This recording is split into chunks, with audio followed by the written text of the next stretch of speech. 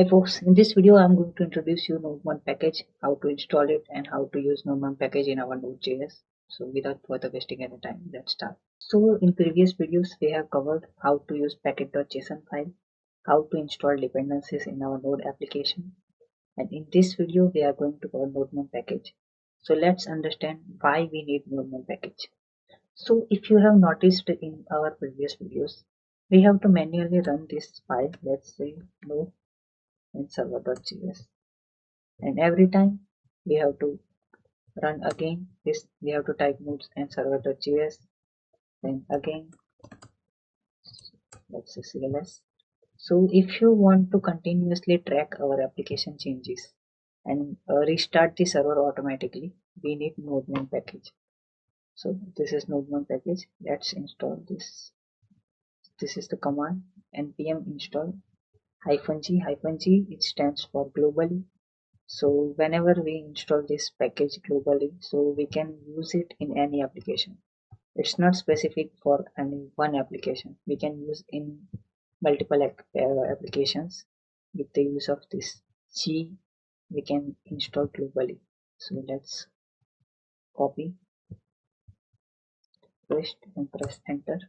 6 hours later. So you can see our package is installed successfully. Now we don't have to write this node and server.js because now we have nodemon. So just type here nodemon and our file name, let's say server.js, and you can see it's starting server.js.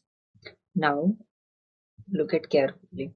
So whenever I'm changing something, let's say I have changed this utf8 to utf and press save, and you can see Nodemon restarting due to changes. So whenever you change something in your application, it will automatically restart your server. You can say this restarting due to changes. Let's change something. Let's say I have commented and press save. So that's how we can use Nodemon.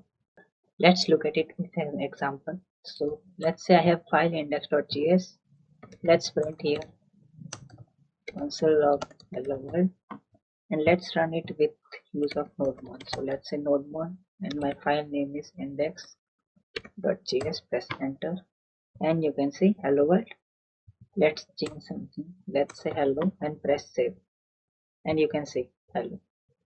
So you can see how to track this file changes in every code. So you can see, and every time you change, this server will restart. So that's it for this video. Thank you for watching. Bye bye.